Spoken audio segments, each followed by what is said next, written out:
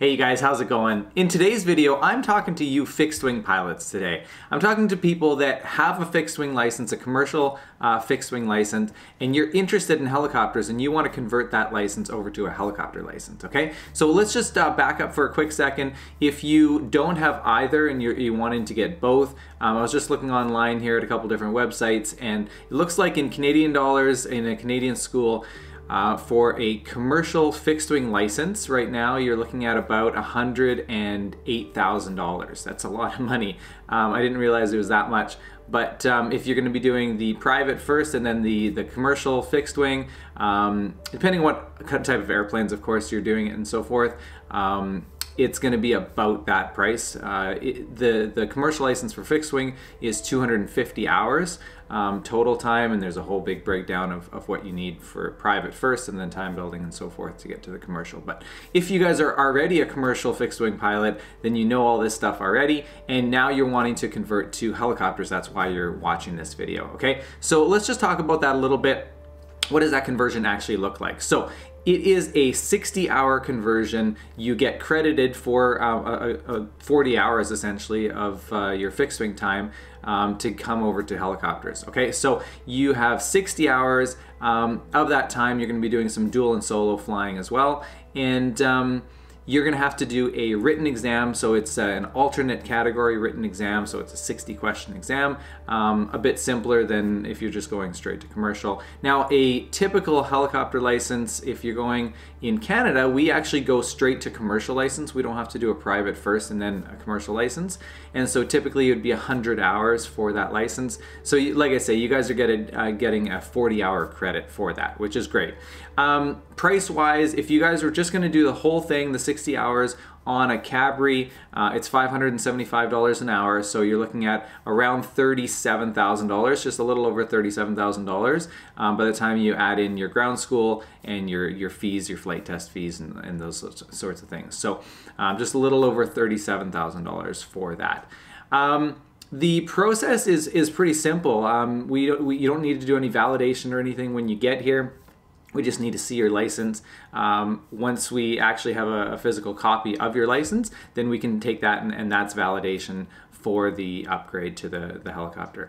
At the end of the course, there is a flight test. So basically that consists of a ground portion and a flight portion, a theoretical flight portion. Or sorry, a practical flight portion. So that would be similar to what you would get in fixed wing, okay?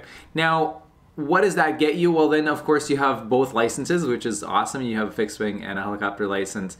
There are several companies, interesting enough, that have both. They have fixed wing and helicopter division. And so if you have both licenses, that can definitely open things up for you to be able to get a job in both of those categories. So I know several pilots.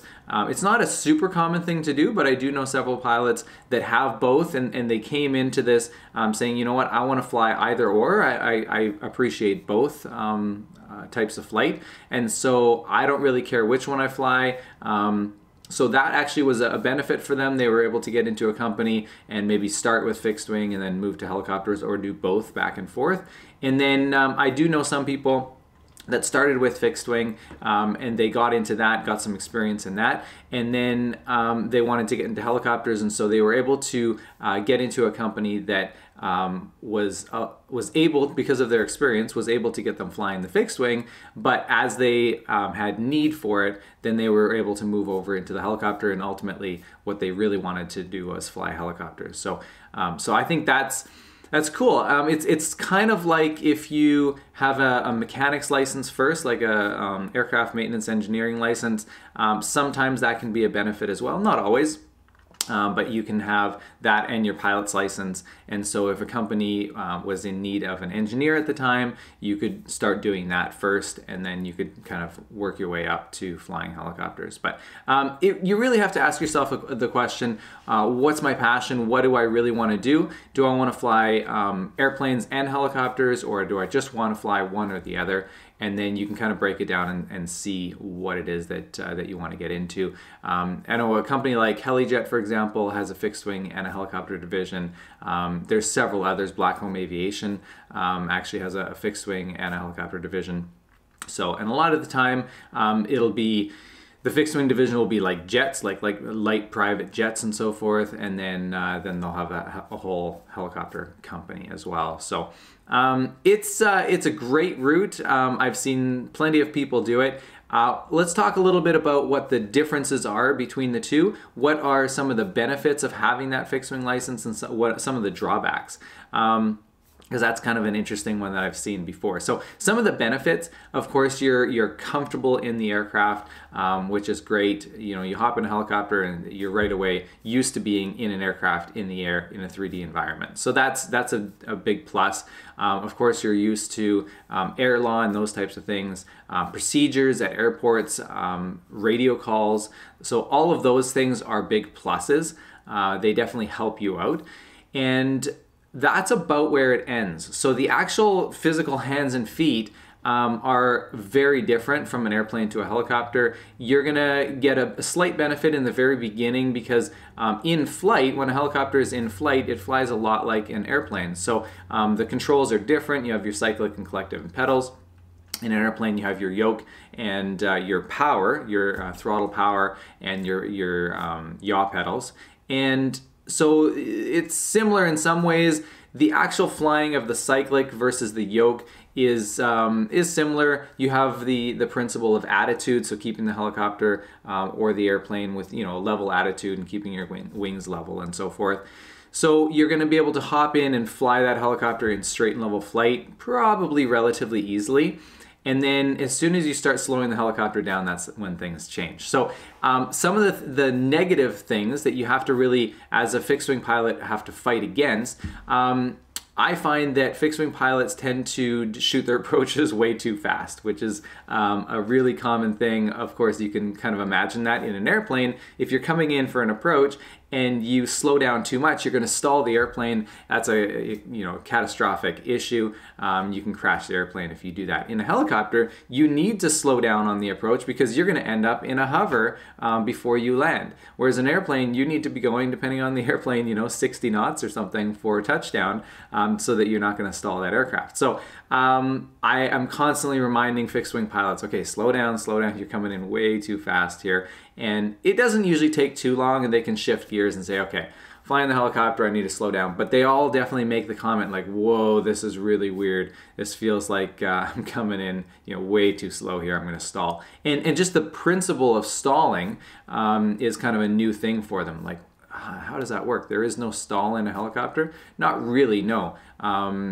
Technically, yes, over pitching would be considered a stalling of the rotor blades, but it has nothing to do with speed per se. It only has to do with available power in the helicopter. So that's a very interesting difference. The other one is in an emergency situation, and this is obviously not very likely to happen, but in training we practice it a lot, and so building that muscle memory is definitely a hard one. So in an airplane, in a fixed wing, if your engine quits, the first thing you want to do is shove that nose forward. So you got your yoke, you shove the nose forward because you need to have airspeed so that you don't stall the airplane, okay? So engine quits, the nose typically wants to go up a little bit, and that's bad in an airplane. So you shove the nose over like this, drop the nose, and then you build airspeed, and then you're going to be okay. And as long as you get airspeed, then you can glide the airplane down and hopefully have a big enough field or a road or something to be able to land that airplane on. In a helicopter, it's completely opposite. So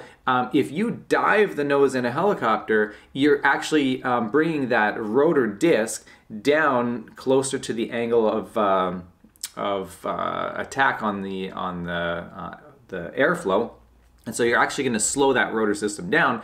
When you have an engine failure, you need to slam the collective down, which flattens the pitch of the rotor blades. And then you need to actually pull the nose up so that you can actually bring that rotor disc up like this, and the relative airflow is going to be coming up through that rotor system. That's what keeps your rotor blades spinning, okay? That would be a form of stalling in a helicopter. So if you were to, let's say your relative airflow is like this, and you were to pitch that nose down like this, you see there's not an angle of attack created, okay? And so that's a critical thing, because In the airplane, you've been just taught again and again and again. Engine quits, push it forward. In a helicopter, it's actually collective down and cyclic just gently aft, because naturally as you lower that collective, the nose wants to drop, and we don't want that to happen. So it's a kind of a motion like this. So collective down, cyclic aft, to keep that nose pretty much level or maybe a couple of degrees nose high, and that keeps your rotor, the rotor RPM high and the airflow going through the rotor system.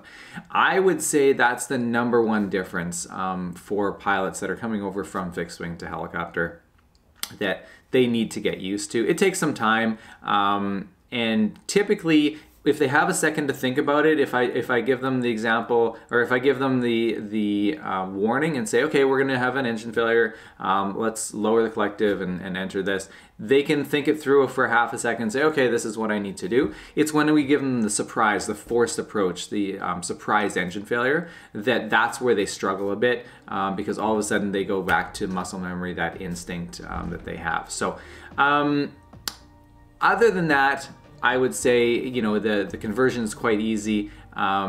You're getting definitely the benefits that we talked about. And overall, if you have both, I think it's a benefit. Do you need to have both? It's a common myth. The answer is no. Do you have to start with fixed wing? I don't know that I've done a video on this before, but I think that myth is slowly going away now, but for many years there was a myth out there that you had to have a fixed wing license or an airplane license before you could get your helicopter license. And that's just altogether not true. You can go straight to getting a helicopter license. I still actually get that when I'm doing tours and so forth. I get that fairly commonly asked as a question. Oh, do you fly airplanes as well? No, I don't actually. I've flown them a couple times, but I don't have a license to fly one. And maybe I'll do that in a future video. I'll go flying in an airplane and take you guys along for that ride. That would be kind of fun. So yeah, no, you don't need to have an airplane license before you get a helicopter license. You can just go straight to helicopter. So I'm gonna leave it there. I think that's enough information for this one. I hope you guys enjoyed this video. I hope you found it informative, and if you did, please share it with somebody who else who would also find this interesting. And leave some comments below, you guys. Let me know what your guys' thoughts are on this, and we're gonna talk to you guys on the next video. We'll see you later. Bye.